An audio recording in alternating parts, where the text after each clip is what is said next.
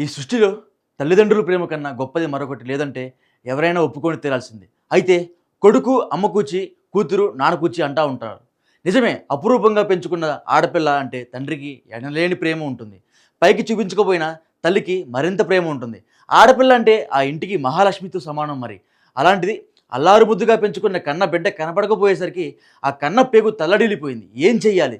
తమ కూతుర్ని ఎలా చేరాలి? పోలీసుల సహాయం తీసుకుంటే అందరికీ తెలుస్తుందనే భయం, 10 మందికి తెలిస్తే పరువు పోతుంది అనే ఆలోచన. మా కూతురి కన్నా మాకు ఏం ఎక్కువ అనుకున్నారు? ప్రాణంగా పెంచుకున్న కూతురి కోసం ప్రాణం పోయినా పర్వాలేదు అనుకున్నారు. ఆడపిల్ల ఆపదలో ఉందని ఏడ్చుకుంటూ కూర్చోలేదు ఆ తల్లి. ఆడపులిలా సాహసానికి దిగింది.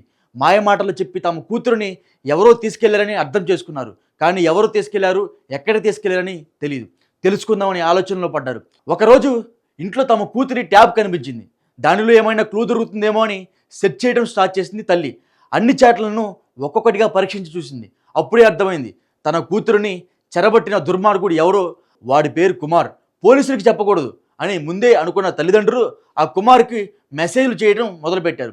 కాల్స్కి మెసేజ్కి లొంగని ఆ నయవంచకుడు మా కూతురిని పంపిస్తే చాలు, ఎలాంటి కేసులు పెట్టమో, కనీసం మూడో కంటికి కూడా తెలియనివని ప్రాధేయపడ్డారు. అయినా సరే వినలేదు. రేపు మాపు అంటూ కాలం వెల్లబుచ్చుకుంటూ వచ్చాడు. ఇంకా లాభం లేదని అనుకున్న ఆ తల్లిదండ్రులు ఓ మాస్టర్ ప్లాన్ వేశారు. కుమార్ తమ కూతురిని ఎలా అయినా ట్రాప్ చేశాడో అదేవిధంగా వాడిని ట్రాప్ చేయాలనుకున్నారు ద్వారకా మురళీరెడ్డి. ఏదో రాంగ్ నెంబర్లా కుమార్తో కొత్త పరిచయం పెంచుకున్నారు. కూతురి కోసం తల్లి కుమార్ని హనీ ట్రాప్ చేయడానికి కూడా సిద్ధమైంది. రోజు మెసేజ్లు కాల్స్ చేస్తూ రాంగ్ నెంబర్లా పరిచయం అయ్యి రైట్ డైరెక్షన్లో ట్రాప్ చేసింది ఆ తల్లి ద్వారక. ఆమె పేరు ద్వారక. ఎలా ఉందో ఏం చేస్తుందో తెలియని కూతురిని తలుచుకుంటూ ఓ పక్క తలలిపోతూనే తన ప్లాన్ని అమలు పెట్టింది. ఎలాగైతేనే కుమార్ని తన ట్రాప్లోకి లాగేసింది. కుమార్ కూడా తన కోసం పారిపోయి వచ్చిన పిల్లని పక్కన పెట్టి కొత్తగా ఆంటీ పరిచయం అయిందని ఆ ఆంటీతో సంబరపడ్డారు. ఒక పక్క పేరెంట్స్ మంచి టైం చూసుకొని కుమార్ అసలు కథ తెలుసుకుందాం అనుకున్నారు. కొన్ని రోజుల పాటు తన మత్తు మాటలతో కవ్వించిన ద్వారక కుమార్కి టైం ఫిక్స్ చేసింది. ద్వారకా మురళీరెడ్డి ఎలాగైనా కుమార్ని కిడ్నాప్ చేసి తమ కూతురిని ఆచూకీ తెలుసుకుందాం అనుకున్నారు. ఎలాగైనా తమ ఇంటికి పిలిపించుకుందాం అనుకున్నారు. 4 నెలలు చాటింగ్ తర్వాత ఒకరోజు 2023 మార్చ్ 10న ముహూర్తం ఫిక్స్ చేసింది. మియాపూర్లో తమ బంధువు ఊరు వెళ్ళిన విషయం తెలుసుకుంది ద్వారక. అదే రైట్ ప్లేస్ అనుకుంది. ఇక ప్లాన్ అమలు మొదలుపెట్టింది. అనుకున్నదే ఆలస్యం. కుమార్కి కాల్ చేసిన ద్వారక తన భర్త ఇంట్లో లేడని, తాను వస్తే ఇద్దరం ఏకాంతంగా ఎంజాయ్ చేయొచ్చు అని మత్తు మాటలతో మాస్టర్ ప్లాన్ స్టార్ట్ చేసింది. అసలే పిలిచింది ఆంటీ, ఇంకా ఆలస్యం చేయొద్దు అనుకున్నాడు కుమార్. వెనక ముందు ఆలోచించకుండా ఆంటీ కోసం మియాపూర్ అడ్రస్కి స్టార్ట్ అయ్యాడు కుమార్. అప్పటికి కుమార్కి తెలీదు ఆంటీతో పాటు అంకుల్ కూడా ఉన్నాడని. ఇంటికి రానే వచ్చాడు కుమార్. విషయం అర్థం కాకుండా మాటలతో కవ్వించింది ద్వారక. ఒక పక్క కుమార్ రాక కోసమే పక్క గదిలో ఎదురు చూస్తున్న మురళీరెడ్డి ద్వారక మాటల్లో పెట్టగా వెనక నుండి మురళీరెడ్డి కుమార్పై దాడి చేశాడు. దానితో కుప్పకూలిన కుమార్పై చేతికి ఏం దొరికితే అది దానితో దాడికి దిగారు ద్వారక ఇంకా మురళీరెడ్డి. ఎంత కొట్టినా కూతురి ఆచూకీ చెప్పకపోవడంతో కుమార్ ప్రైవేట్ స్పాట్స్పై కొట్టడంతో కుమార్ స్పృహ తప్పాడు. చనిపోయాడు అనుకుని కుమార్ బాడీని ఒక దుప్పటిలో చుట్టి తమ కార్ డిక్కీలో పెట్టుకుని ఎక్కడికైనా దూరంగా పడేద్దామని బయలుదేరారు. సిటీ శివారులో కాకుండా దూరంగా పడేస్తే అసలు దొరికే ఛాన్సే ఉండదని అనుకుని కోదాడ సమీపంలోని నాగార్జున సాగర్ వరకు వెళ్ళారు. అక్కడ కుమార్ కాలు కదలడం చూసి మురళీరెడ్డి కుమార్ కాళ్లకు బాడీకి బండరాయి కట్టి నాగార్జున కాలువలో పడేశారు. కూతురిని చెరబట్టిన దుర్మార్గుడిని చంపేశామనే ఆనందంతో ఒక పక్క భయంగా ఉన్నా కూడా మాకేం తెలియదు అన్నట్టుగా చేతులు దులిపేసుకొని హైదరాబాద్ తిరిగి వచ్చారు. కూతురి మీద ప్రేమతో చేసినప్పటికీ చట్టాన్ని చేతిలోకి తీసుకోవడం, చేయని తప్పులు చేయడం తప్పే.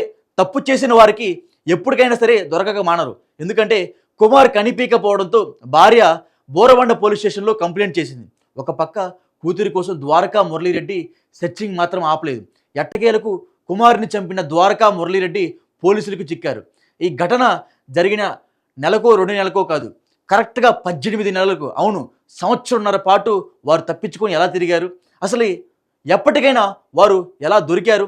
వారిని పట్టించిన ఆ వస్తువు ఏంటి? 1.5 సంవత్సరం పాటు ఎలాంటి కాల్స్ కానీ పోలీసుల నుండి ఎలాంటి ఇన్ఫర్మేషన్ కానీ లేకపోవడంతో తాము హత్య చేసిన విషయం ఎవరికి తెలియదు అనుకొని హాయిగా ఉన్నారు. కానీ 1.5 years లేటర్ అడ్డంగా బుక్ అయ్యారు. ద్వారక ట్రాప్ చేసినప్పుడు కుమార్ తన ఆటోలోనే మూసాపేట వచ్చాడు. కుమార్ని చంపిన తరువాత ఎలాంటి ఆధారం లేకుండా చేద్దామనుకున్న మురళీరెడ్డి కుమార్ ఆటోకి నంబర్ ప్లేట్లు మార్చి ఫేక్ నంబర్ ప్లేట్తో తానే ఆటో నడుపుతున్నాడు.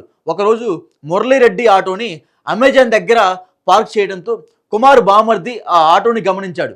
ఆ ఆటో బంపర్ మిగిలిన ఆటోలకి భిన్నంగా ఉండడంతో ఆ ఆటో ఖచ్చితంగా కుమార్దే అని గుర్తించిన అతను పోలీసులకు కంప్లైంట్ చేశాడు. పోలీస్ విచారణలో ఆటోకి కట్టిన చలానాలు మురళీరెడ్డి పేరు మీద ఉండడంతో గుర్తించారు.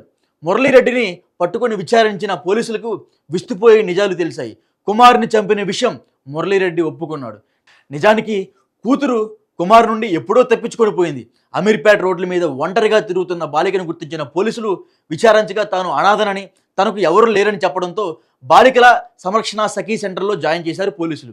ఈ విషయం తెలియని ద్వారక మురళీరెడ్డి కుమారుని ట్రాక్ చేసి మర్డర్ చేశారు. అల్లారు ముద్దుగా పెంచుకున్న పిల్ల ఆచూకీ తెలియకపోవడంతో కన్నపేగు ఖచ్చితంగా తలడిల్లుతుంది. కానీ చట్టాన్ని చేతిలోకి తీసుకోవడం కూడా ఎంతవరకు కరెక్ట్ అని అర్థం చేసుకోవాలి.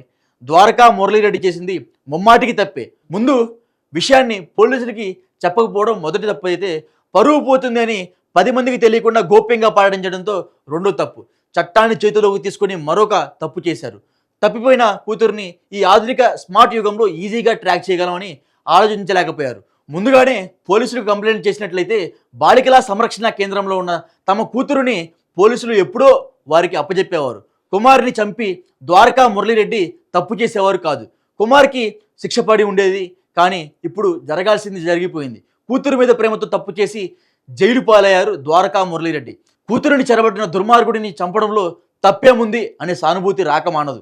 కానీ చట్టాన్ని చేతిలోకి తీసుకోవడం ముమ్మాటికి తప్పే.